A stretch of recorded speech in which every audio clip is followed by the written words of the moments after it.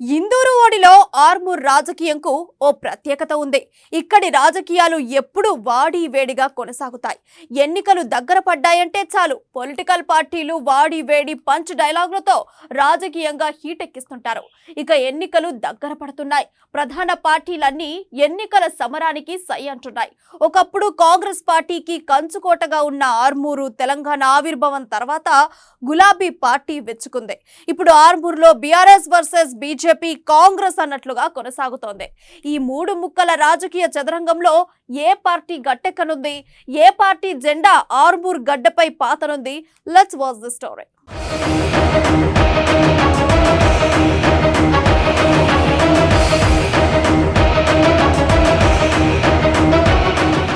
ఇప్పుడు మనం ఆర్మూర్ నియోజకవర్గం ఉన్నాము.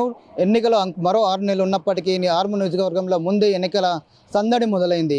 ముచ్చటగా ఆర్మూర్ నియోజకవర్గంలో 3 పార్టీలు ప్రధాన పార్టీలు పోటీకి సమరానికి సై అంటున్నాయి. అధికార బీఆర్ఎస్ పార్టీతో పాటు ప్రతిపక్ష బీజేపీ పార్టీ అలాగే కాంగ్రెస్ పార్టీ కూడా ఎన్నికల సమరానికి సిద్ధమవుతున్న పరిస్థితి మాత్రం కనిపిస్తుంది. అయితే ఆర్మూర్ నియోజకవర్గ ప్రజలు ఏ పార్టీకి పట్టం కడతారు, ఏ పార్టీకి ఓటేస్తారు, అభివృద్ధి పత్రం చేపిస్తున్నటువంటి బీఆర్ఎస్ పార్టీకి ఓటేస్తారా, లేదా ప్రతిపక్ష పార్టీ బట్టి బీజేపీ పార్టీకి ఓటేస్తారా, లేదా కాంగ్రెస్ పార్టీకి ఓటేసి అసెంబ్లీ మెట్లను ఎక్కిస్తారా? తెలుసుకోవాలంటే వాచ్ దిస్ స్టోరీ. నిజామాబాద్ జిల్లాలోని ఆర్మూరు నియోజకవర్గం రాజకీయ సమరానికి కేర్ ఆఫ్ అడ్రస్ గా నిలుస్తోంది. 1952లో ఏర్పడిన ఈ నియోజకవర్గంలో ఇప్పటి వరకు 15 సార్లు అసెంబ్లీ ఎన్నికలు జరిగాయి. ఇందులో అత్యధికంగా కాంగ్రెస్ పార్టీ 8 సార్లు విజయం సాధించింది. 1957 నుంచి 1983 వరకు వరుసగా 6 సార్లు హస్తం పార్టీ అభ్యర్థులే గెలిచారు. ఇక తెలుగుదేశం పార్టీ 1985, 1994, 2009లో జరిగిన ఎన్నికల్లో గెలిచి ఆర్మూరుపై పసుపు పచ్చ జెండా ఎగరవేసింది. 2014, 2018లో వరుసగా 2 సార్లు బీఆర్ఎస్ పార్టీ తన సత్తా చాటింది. ముచ్చటగా 3వ సారి గెలిచి హ్యాట్రిక్ కొట్టేందుకు తహతహలాడుతోంది గులాబీ పార్టీ. కాంగ్రెస్ పార్టీ కంచుకోటగా ఉన్న ఈ నియోజకవర్గం సంతోష్ రెడ్డి, బాజిరెడ్డి గోవర్ధన్ వంటి సీనియర్ నాయకులను అందించింది. తరువాత మారిన రాజకీయాలతో వీరు పార్టీని వీడారు. వీరితో పాటు 2009లో పోటీ చేసిన మాజీ స్పీకర్ సురేష్ రెడ్డి కూడా హస్తం పార్టీకి గుడ్ బై చెప్పారు. గత ఎన్నికల్లో పోటీ చేసి ఓడిపోయిన ఆకుల లలిత సైతం గులాబీ కండువా కప్పుకున్నారు. దీంతో డీలా పడ్డ హస్తం పార్టీ మళ్లీ పూర్వ వైభవం కోసం ప్రయత్నిస్తుంది. కర్ణాటక ఎన్నికల్లో విజయ దుందుబి మోగించిన ఆ పార్టీ ఇప్పుడు రెట్టింపు ఉత్సాహంతో గ్రౌండ్ లెవెల్లో పనిచేస్తుంది. అయితే ఆర్మూరులో పురుషులు 92,523 కాగా మహిళల ఓట్లు వారి కన్నా ఎక్కువగా ఉన్నాయి. 105,000 మంది మహిళా ఓటర్లు ఈ నియోజకవర్గంలో ఉన్నారు.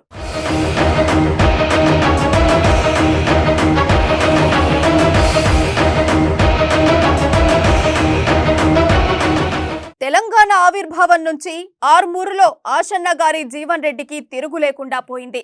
వరుసగా 2 సార్లు ఎమ్మెల్యేగా గెలిచిన జీవన్ రెడ్డి ఈసారి హ్యాట్రిక్ కై దృష్టి పెట్టారు. వచ్చే ఎన్నికల్లో గెలిస్తే కేసీఆర్ క్యాబినెట్ లో బర్త్ కూడా దక్కుతుందనే ఆశతో ఉన్నారు. అయితే కేసీఆర్ కు అత్యంత సన్నిహితుల్లో ఒకరైన జీవన్ రెడ్డికి నిజామాబాద్ జిల్లా అధ్యక్ష పదవి రావడంతో అతని రాజకీయ భవిష్యత్తు అంతేనని గుసగుసలు వినిపిస్తున్నాయి. దానికి కారణం జిల్లా అధ్యక్ష పదవి చేపట్టిన వారికి ఎమ్మెల్యే టికెట్ వచ్చిన దాఖలాలు లేవు. జీవన్ రెడ్డికి జిల్లా అధ్యక్ష బాధ్యతలు కట్టబెట్టడంతో ఈసారి అతనికి టికెట్ వస్తుందా రాదా అన్న అనుమానాలు ఆ పార్టీ నాయకుల్లో చక్కర్లు కొడుతోంది. అయితే తన హయాంలో కోట్లాది రూపాయల నిధులతో ఎన్నడూ లేనంత అభివృద్ధి చేశానని, రానున్న ఎన్నికల్లోనూ ప్రజలు భారీ మెజారిటీతో గెలిపిస్తారని ఎమ్మెల్యే జీవన్ రెడ్డి ధీమాగా ఉన్నారు. మేము ఏం చేసాం, 450 పథకాలు, ప్రతి ఇంట్లో సంతోషం, ప్రతి కంట్లో ఆనందం. ఎక్కడెవరు చూసినా గానీ గౌరవ ముఖ్యమంత్రి కేసీఆర్ గారు వారి చేతికి ఎముకలు ఉన్నాయి. అన్ని వర్గాల సంబంధ వర్గాలను కాపాడుకోవడానికి గౌరవ ముఖ్యమంత్రి కేసీఆర్ గారు అనేక కార్యక్రమాలు చేసిన ఏవైతే ఉన్నాయో, అది కాళేశ్వరం మిషన్ భగీరథ కావచ్చు, 1,46,670 కిలోమీటర్ల ద్వారా పైప్ లైన్ వేసి ప్రతి ఇంట్లో నల్లా తిప్పితే నీళ్ళేస్తున్నాం. స్వాతంత్రం వచ్చినప్పటి నుంచి మేము రాకున్న ముందు ఎంత అభివృద్ధి జరిగిందో 70 ఏళ్లలో, మేము వచ్చిన తర్వాత 9 ఏళ్లలో అంతకు 10 3,000 కోట్ల రూపాయల నిధులు తీసుకొచ్చినాం. ఇక బీజేపీ నుంచి స్థానిక ఎంపీ ధర్మపురి అరవింద్ ఆర్మూరు నుంచి బరిలో దిగుతున్నారన్న వార్త జోరుగా ప్రచారం జరుగుతుంది.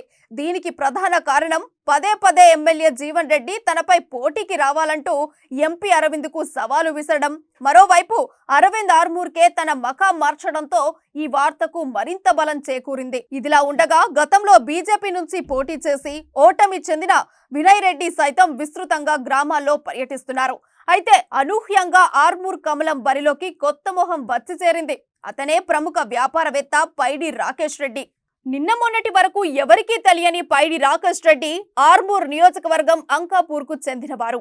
పైడి రాకేష్ రెడ్డి గత కొన్ని నెలలుగా తన స్వచ్ఛంద సంస్థ ద్వారా నియోజకవర్గ ప్రజలకు సేవా కార్యక్రమాలు చేస్తూ నియోజకవర్గంలో క్రింది స్థాయి వరకు బలం పెంచుకునే ప్రయత్నం చేస్తున్నారు. తనకంటూ ఓ క్యాడర్ను ఏర్పాటు చేసుకుని ముందుకు సాగుతున్నారు. అయితే పైడి రాకేష్ రెడ్డి గత కొన్ని రోజుల క్రితం ఎంపీ ధర్మపురి అరవింద్ ప్రోత్సాహంతో తరుణ్ చుక్ ఆధ్వర్యంలో బీజేపీ కండువా కప్పుకున్నారు. కమలం పార్టీలో చేరిన తర్వాత పైడి రాకేష్ రెడ్డి మరింత దూకుడు పెంచారు. ఎంపీ అరవింద్ సపోర్టుతో అడపాదడపా పార్టీ కార్యక్రమాలు పెడుతూ అధికార బీఆర్ఎస్ పార్టీని కడిగి పారేస్తున్నారు. తనకు అని కాకుండా నియోజకవర్గం అభివృద్ధి చేసే వారిని చూసి మరీ ఓటు వేయాలంటూ ప్రజలకు చెబుతున్నారు.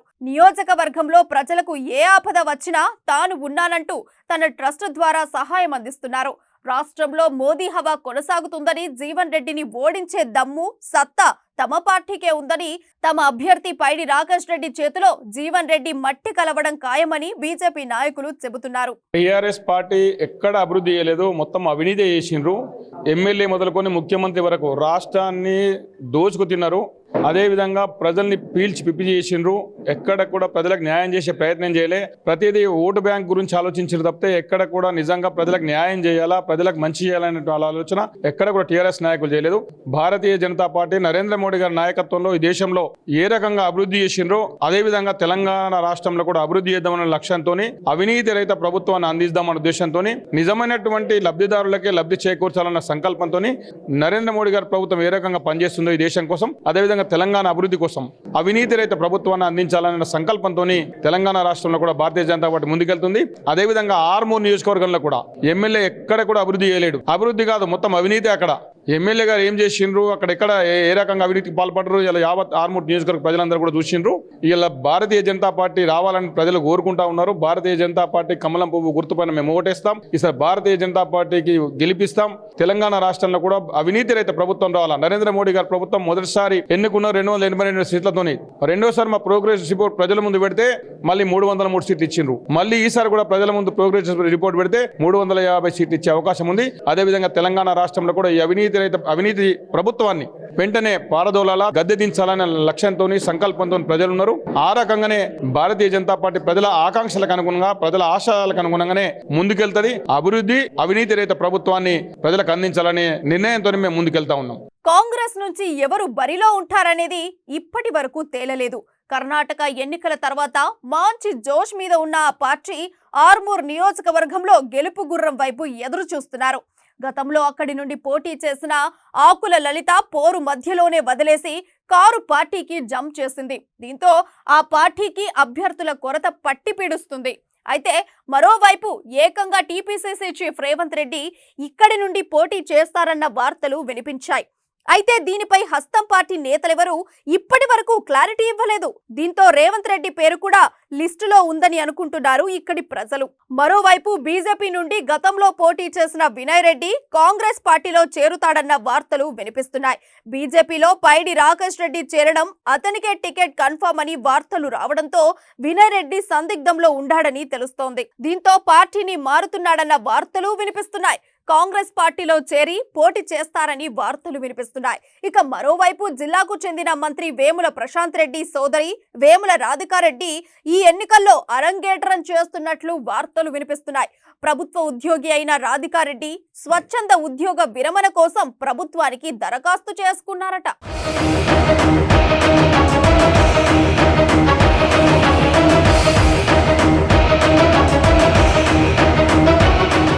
తన తండ్రి వేముల సురేందర్ రెడ్డి రాజకీయ వారసత్వానికి తాను సైతం అర్హురాలినేనని చెబుతున్నారట. వచ్చే అసెంబ్లీ ఎన్నికల్లో పోటీ చేసేందుకు ప్లాట్ఫామ్ ను సైతం ఏర్పాటు చేసుకున్నారట. నిజామాబాద్ నగరంలో స్థిరపడిన రాధికారెడ్డి ప్రస్తుతం వరంగల్ డిఐసిలో అసిస్టెంట్ డైరెక్టర్ గా పనిచేస్తున్నారు. తెలంగాణ ఉద్యమంలో చురుకుగా పాల్గొని స్వరాష్ట్ర కాంక్షను చాటారు. రాష్ట్రం ఏర్పడిన తర్వాత ఆమె రాజకీయ రంగ ప్రవేశంపై ఊహాగానాలు వచ్చినా ఎన్నికలకు దూరంగా ఉన్నారు. ఈసారి ఎన్నికల్లో ఖచ్చితంగా బరిలో ఉండాలని నిశ్చయించుకున్నారట. తెలంగాణ ఎంప్లాయీస్ అసోసియేషన్ రాష్ట్ర కన్వీనర్ గా ఉన్న ఆమె రాజకీయ అరంగేట్రానికి ప్రయత్నాలు ముమ్మరం చేసినట్లు టాక్ వినిపిస్తోంది. కాంగ్రెస్ చీఫ్ రేవంత్ రెడ్డితో రాధికారెడ్డి తన రాజకీయ అరంగేట్రంపై చర్చలు కూడా జరిపారట. ఈ చర్చలు ఫలించడంతో పోటీ చేయడం ఖాయంగా కనిపిస్తోంది. అయితే నియోజకవర్గం విషయంలో తర్జన భర్జన కొనసాగుతోందట. ఎక్కడి నుంచి పోటీ చేస్తారనే దానిపై క్లారిటీ రావడం లేదట. తన తండ్రి వేముల సురేందర్ రెడ్డి బరిలో నిలిచిన బాల్కొండ నుంచే పోటీ చేస్తారని తొలుత ప్రచారం జరిగినా తరువాత ఆర్మూర్ నుండి బరిలో దిగేందుకు రెడీ అవుతున్నారట. అయితే ఎవరు బరిలో ఉన్నా ఈసారి ఆర్మూర్లో తమ పూర్వ వైభవం సాధించి తీరుతామని, ఆర్మూర్ గడ్డపై హస్తం పార్టీ జెండా రెపరెపలాడుతుందని ఆ పార్టీ నాయకులు ధీమా వ్యక్తం చేస్తున్నారు. ఆర్మూర్ నియోజకవర్గంలో కాంగ్రెస్ పార్టీ కొంతమంది నాయకులు పార్టీని వదిలిపెళ్ళడం ద్వారా స్తబ్దతగా ఉన్నమాట వాస్తవమే. కానీ కార్యకర్తలు, ప్రజలు ఈరోజు కాంగ్రెస్ పార్టీని గెలిపించాలనే కుతూహలంతో ఉన్నటువంటి పరిస్థితి ఇది.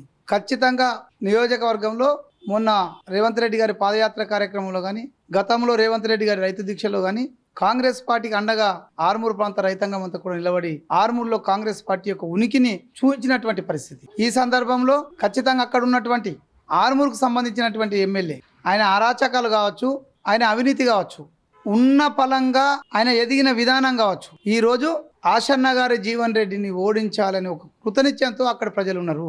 ఆ సందర్భంగా ప్రజలు ఒక నిర్ణయంకి వచ్చారు. గతంలో కాంగ్రెస్ పార్టీ ఇక్కడ అధికారంలో ఉన్నప్పుడు ఏ విధంగా అభివృద్ధి ఫలాలు నడిచినాయి, ఏ విధంగా ప్రజలు సంతోషంగా ఉన్నారనే విషయాన్ని చూస్తున్నారు. ఖచ్చితంగా కాంగ్రెస్ పార్టీ ఆరుమూరులో విజయడంక మోగిస్తుంది. క్యాండిడేట్ విషయానికి వస్తే ఒక వారం 10 రోజుల్లో ఒక బలమైన వ్యక్తిని అక్కడ చూపించి మేము ఎలక్షన్కు ముందుకు వెళ్ళడానికి సిద్ధంగా ఉన్నాం. రాజకీయ చైతన్యం ఎక్కువగా ఉండే ఆర్మూర్లో ఈసారి విజేత ఎవరన్నది ఉత్కంఠంగా మారింది. త్రిముఖ పోరులో ఇక్కడి ప్రజలు ఎవరికి పట్టం కడతారు? సిట్టింగ్ హ్యాట్రిక్ భాగ్యం కల్పిస్తారా? మార్పు కోరుతున్నారా? చూడాలి మరి.